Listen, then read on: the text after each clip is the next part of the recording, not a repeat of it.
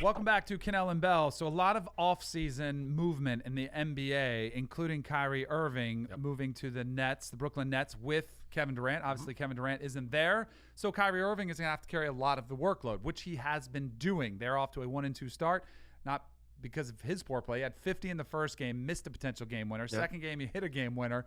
And the third game, they lost by 1 in a game which he still contributed a ton. Nonetheless, ESPN's Jackie McMullen came out with a piece talking about Kyrie Irving's mood swings and how they are, quote, an unspoken concern and make the Nets, quote, queasy.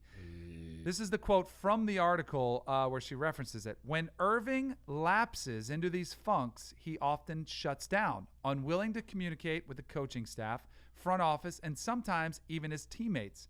Nets team sources say one such episode occurred during Brooklyn's trip to China, leaving everyone scratching their heads as to what precipitated it.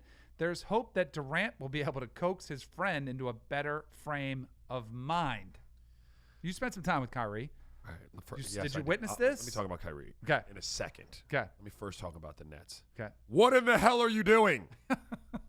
What are you doing talking about the man and his moodiness 4 games into the season? Like, you just got, like, don't do that. This is one of those things, like, again, you know what you got.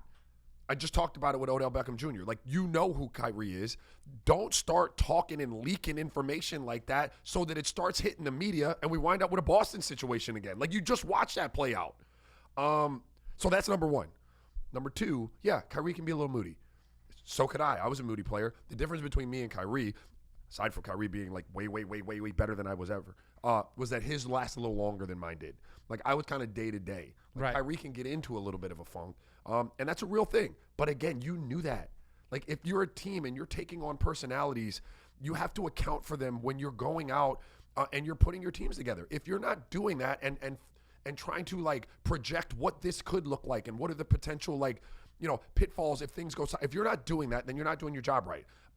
Sean Marks and company there are fantastic. I played with Sean Marks. He came up under the, you know, Greg Popovich and R.C. Buford School there in San Antonio, and I know he's brilliant at his job. He's navigated it great. Brooklyn is a viable thing. I talked to my buddy. He was opening night in the Barclays.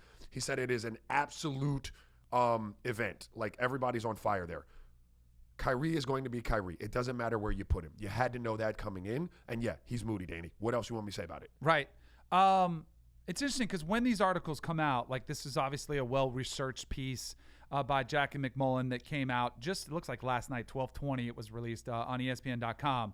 But she goes into a deep history, like a deep dive of Kyrie's relationships in the NBA. I wonder if she got these quotes, like, before the regular season started. Because but even still, why are you talking about Kyrie? Sean Marks needs to, hey, listen, everybody in my office. Right. Everybody in here, get in here right now. Right. Listen, if I find out that any of you all are going to the media and leaking the way we feel privately about Kyrie, you're fired. Right. We're not going to start this. We're not going to do that. Right. And if anything, this has kind of derailed what has been a successful start. Dude. Because he has the game winner. He gives his dad the jersey. He's talking to the fans. He's obviously in a good mood place right now. Why would you risk alienating him and putting him in a bad one once he reads something like this? And you know, Danny, I'm with you 100%. You watched, wasn't this, but you watched a public kind of falling out of love, if you will, last year with Boston. You remember? I'm signing in Boston. Want to be here. Yep. Then it starts to play its way out in the media. You know, Kyrie doesn't like the way it feels. He doesn't like the way people are approaching him in Boston. They get sideways. Before you know it, I'm out of Boston. Right. You know that he has no problem saying, you know what? I don't like this. I'm out. And you know what's going to happen? This happens with my daughters. Yeah. I have 3 of them. They get moody sometimes. Right. Do you know what makes it worse? When I say, what's wrong? Now the New York media is going to go to Kyrie and they're going to say, if he's quiet, if he looks, what's wrong? Yeah, correct. Are you okay? And that's going to make him worse. Because, again, I am moody. Right. And I hate it when people are like, yo, bro, what's up? I'm like, bro, just let me be. Exactly. You'll snap out of it. And that's what I'm starting to learn that with my daughters. Like, just let them be. My wife will be like, just let them alone. They'll snap out of it. But the more I, like, pester them, the worse it gets. And that's what I think you should worry about if you're the Nets.